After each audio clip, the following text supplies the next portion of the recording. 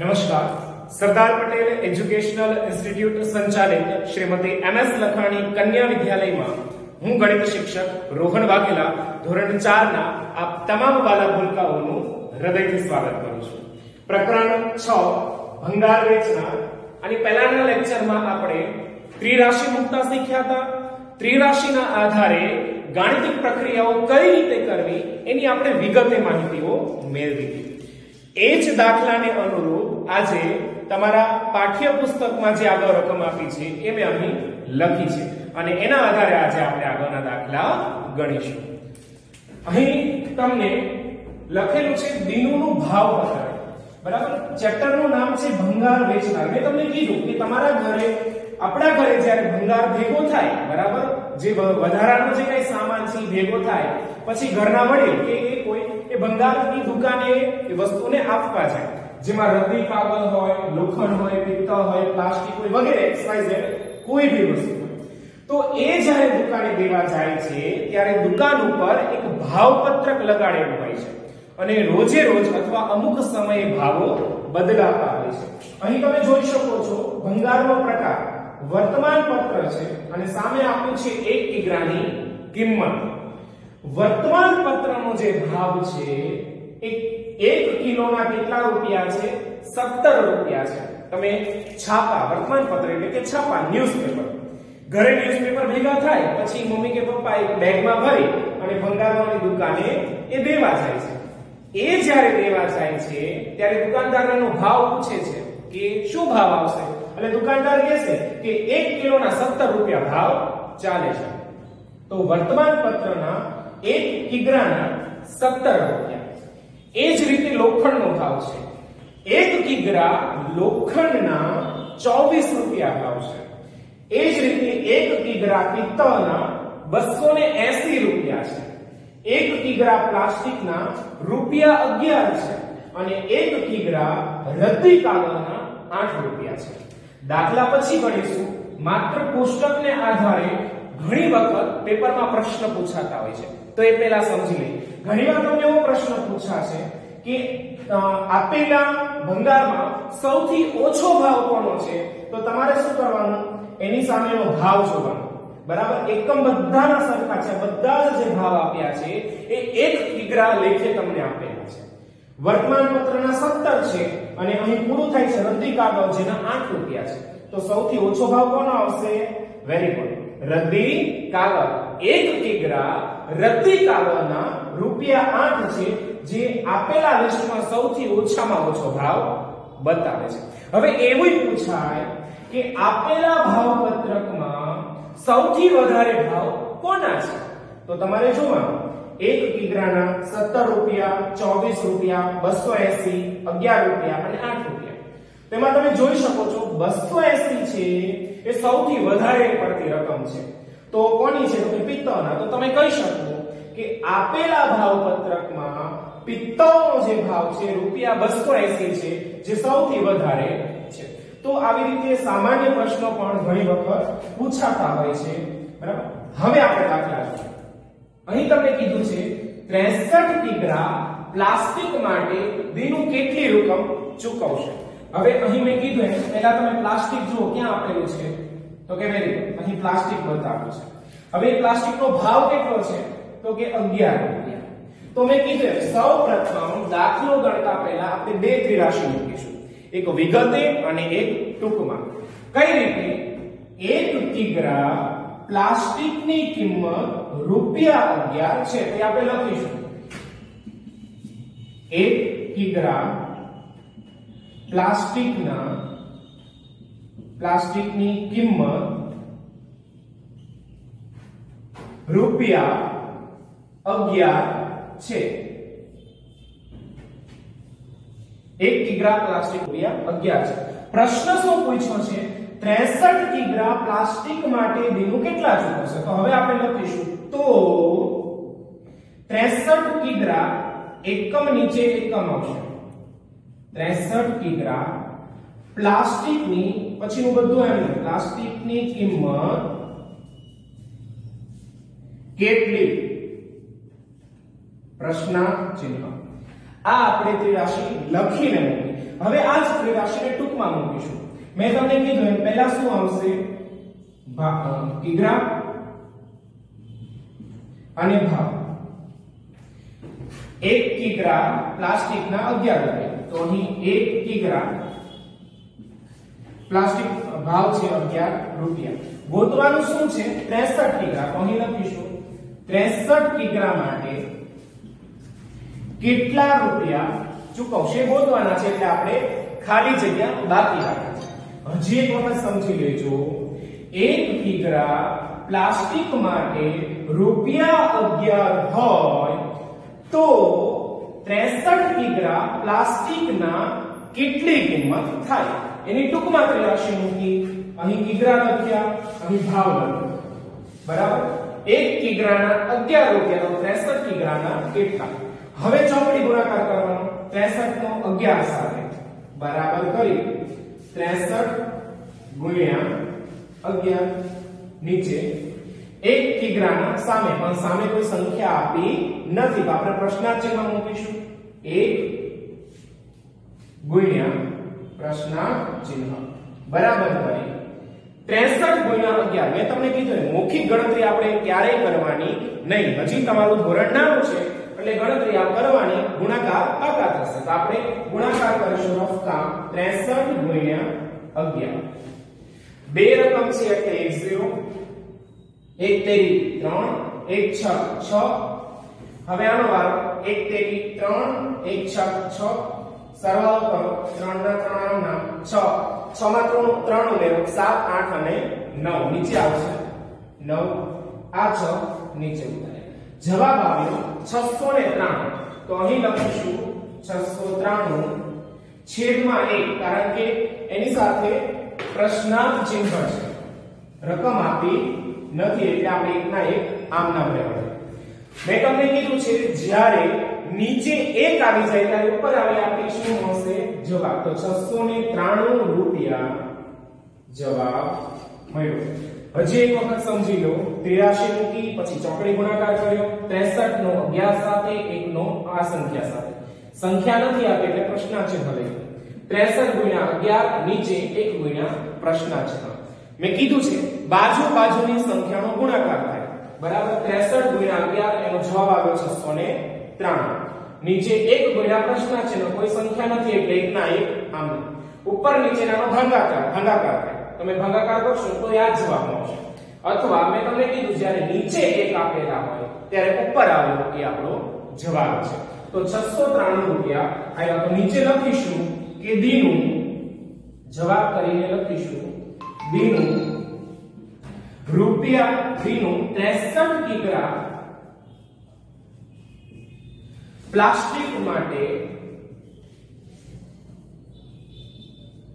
રૂપિયા 693 ચૂકવશે.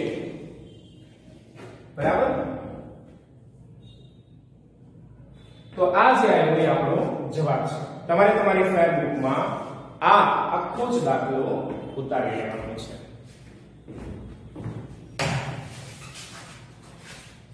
હવે આપણે આગળનો દાખલો જોઈએ. બ. કિરણે 1 કિગ્રા પ્લાસ્ટિક 10 રૂપિયામાં ખરીદ્યું, પરંતુ 1 કિગ્રા પ્લાસ્ટિક 11 રૂપિયામાં વેચ્યું. હવે 1 કિગ્રા પ્લાસ્ટિક વેચતા તે કેટલા રૂપિયા કમાઈ હશે એ જવાબમાં લખવાનું છે. હવે તમે જુઓ, એને 1 કિગ્રા પ્લાસ્ટિક 10 રૂપિયામાં ખરીદ્યું છે. 10 રૂપિયામાં એને ખરીદ્યું.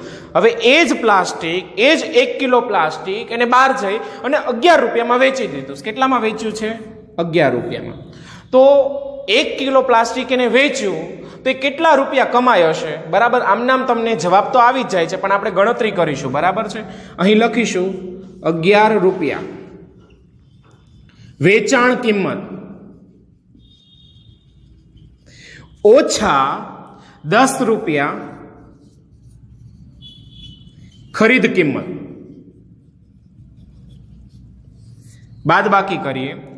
બરાબર? 1 ના 1 આમ નામ, 1 માંથી 1 જાય તો 0. બરાબર? તો 1 રૂપિયા કમાયા. બરાબર? 1 રૂપિયા કિરણ જે છે એ 1 રૂપિયા કમાય. કેટલા રૂપિયા? 1 રૂપિયા। તો આ પણ દાખલો તમારે તમારી પાકી નોટમાં ગણી લેવાનો છે। હવે આપણે આગળનો દાખલો જોઈએ। બ કિરણ 32 કિગ્રા લોખંડ વેચે છે।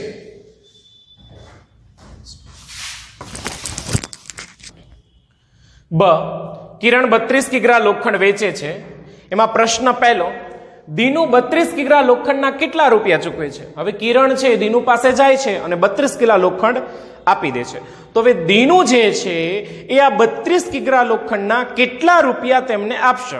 તો એ માટે પહેલા ભાવપત્રક જોઈએ। આ ભાવપત્રક છે, બરાબર। એમાં લોખંડ વેચે છે એટલે લોખંડનો ભાવ આપણે જોવાનો છે। લોખંડનો ભાવ શું છે? ₹24। અહીં બતાવ્યો છે કે લોખંડ જે છે 1 કિગ્રા લોખંડના 24 રૂપિયા છે। તો હવે આપણે અહીં લખીશું, ત્રિરાશિ માંડીએ। 1 કિગ્રા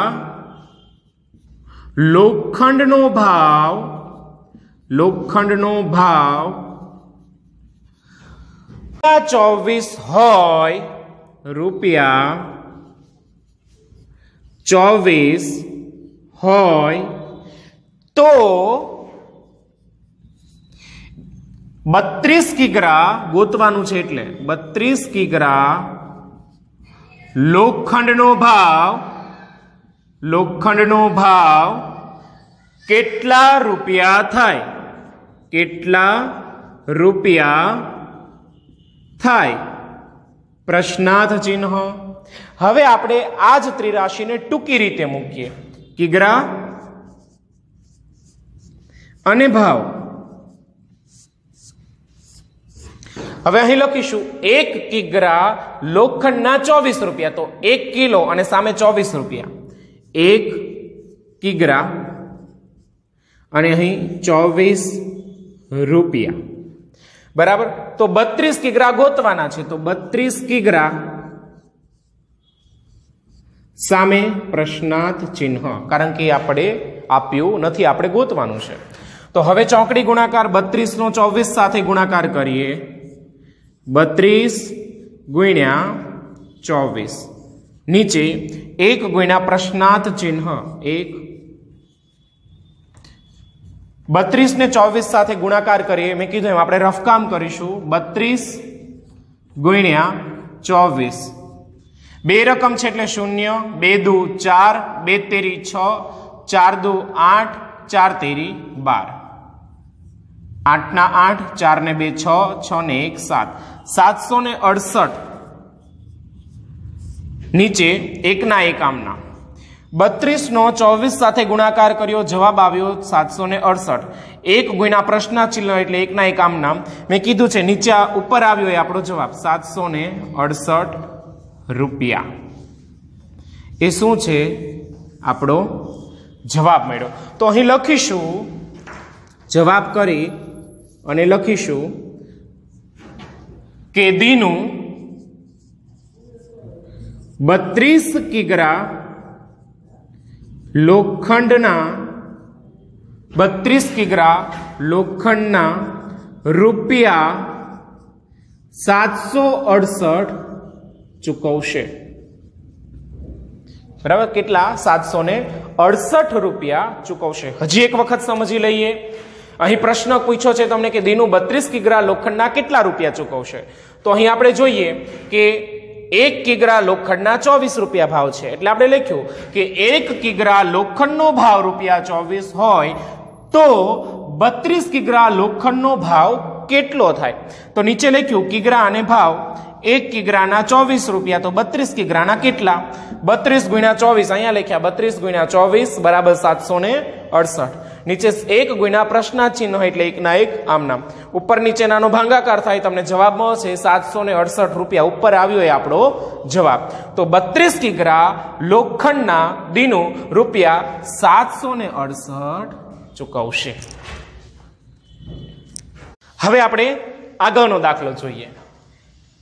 કિરણ જે છે 1 કિગ્રા લોખંડ 22 રૂપિયામાં ખરીદે છે। કિરણ છે 1 કિગ્રા લોખંડ 22 રૂપિયામાં ખરીદે છે, પરંતુ એ 24 રૂપિયામાં તો વેચી દે છે પાછું। જુઓ, તમે રકમને વ્યવસ્થિત સમજો. મેં તમને પહેલાય કીધું છે, ગણિતમાં રકમ પહેલા સમજી લેવાની તો દાખલો બહુ સહેલો થઈ જશે. એ 22 રૂપિયામાં લોખંડ ખરીદે છે, 1 કિગ્રા લોખંડ 22 રૂપિયામાં ખરીદે છે અને એ 24 રૂપિયામાં તો વેચી દે છે. કેટલામાં વેચે છે? 24માં વેચે છે. આ તો ઓલા જેવું થયું કે તમે 2 રૂપિયાની પેન્સિલ લ્યો છો દુકાનદાર પાસેથી અને વળી પાછા એ શાળાએ આવી અને તમારા ભાઈબંધને એ 5 રૂપિયામાં વેચી દો છો તમે. તો તમને કેટલા મળ્યા? 3 રૂપિયા મળ્યા. તો એ શું છે? તમારો નફો છે, એ તમે કમાયા. તો એવું જ અહીં કીધું છે કે 22 રૂપિયામાં ખરીદે છે અને 24 રૂપિયામાં વેચી દે છે. જ્યારે તે 32 કિગ્રા લોખંડ વેચે ત્યારે કેટલા રૂપિયા કમાશે? તો એ માટે પહેલા 1 કિગ્રાએ કેટલા રૂપિયા કમાય છે ને એ ગોતવું પડશે. બરાબર? તો અહીં તમે જુઓ, પહેલા વેચાણ કિંમત આપણે લખીશું કેટલી છે? 24 રૂપિયા. તો 24 રૂપિયા વેચાણ કિંમત કેની છે? તો કે લોખંડની વેચાણ કિંમત ઓછા 22 રૂપિયા ખરીદ કિંમત છે. વેચાણ કિંમતમાંથી ખરીદ કિંમત બાદ કરવાની. લોખંડની ખરીદ કિંમત આ વધારે રકમ છે, આ ઓછી રકમ છે. 24 માંથી 22 બાદ કરો, 4 માંથી 2 જાય તો 2, 2 માંથી 2 જાય તો 0. તો 2 રૂપિયા જે છે એ નફો મળ્યો, એટલે કે કમાયા. કારણ કે અહીંયા આપણને નફો નથી કીધો, અહીં કમાયા એવો શબ્દ આપ્યો છે. એટલે આપણે લખીશું કે 2 રૂપિયા કમાયા. ક્યારે? 1 કિગ્રાએ, એ ખાસ કૌંસમાં લખીશું, 1 કિગ્રા લોખંડે. 1 કિગ્રા લોખંડે કેટલા રૂપિયા કમાય છે? 2 રૂપિયા. હવે આપણે આગળ દાખલો જોઈએ. જ્યારે તે 32 કિગ્રા લોખંડ વેચે છે ત્યારે તે કેટલા રૂપિયા કમાશે? તો આપણે ત્રિરાશી મૂકીએ. પહેલા લખીશું કે 1 કિગ્રા, અહીં ત્રિરાશી ફરશે, 1 કિગ્રા લોખંડ વેચતા રૂપિયા 2 મળે તો રૂપિયા 2 મળે તો 32 કિગ્રા લોખંડ વેચતા કેટલા રૂપિયા મળે? પ્રશ્નાર્થ ચિહ્ન. અને ટૂંકી રીતે અહીં કિગ્રા અને અહીં કમાયા એવો શબ્દ વાપરીશું આપણે. બરાબર? 1 કિગ્રાએ 2 રૂપિયા, તો 32 કિગ્રાએ કેટલા? જવાબ ગોતીશું. હવે ચોકડી ગુણાકાર કરો. 32 નો 2 સાથે અહીં આપણે ચોકડી ગુણાકાર કરીએ. 32 ગુણ્યા 2. બરાબર?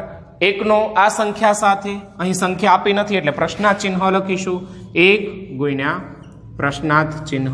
બરાબર? 32 ગુણ્યા 2. 32 નો 2 સાથે મેં તમને કીધું એમ મોઢે જવાબ કોઈ પણ લખવાના નથી, ગુણાકાર કરવાના છે, જેથી ગુણાકારી તમારા પાકા થશે. તો 32 ગુણ્યા 2 રફકામ કરવાનું. 2 દુ 4, 2 તેરી 6, 64. 32 ગુણ્યા 2 બરાબર 64. નીચે 1 ગુણ્યા પ્રશ્નાર્થ ચિહ્ન, એકી સંખ્યા આપી નથી એટલે 1 ના 1 આમના. આ બંનેનો ભાગાકાર કરો તોય જવાબ 64 માં હશે. અને મેં તમને કીધું છે કે નીચે જ્યારે 1 હોય ત્યારે ઉપર તમને જે સંખ્યા મળી એ જ તમારો જવાબ. 64 રૂપિયા. તો અહીં લખીશું જવાબમાં કે કિરણ 32 કિગ્રા લોખંડ વેચે ત્યારે 64 રૂપિયા નફો મેળવશે. કેટલા રૂપિયા? 64 રૂપિયા નફો મેળવશે. આ પણ તમારે તમારી પાકી નોટમાં લખી લેવાનું છે.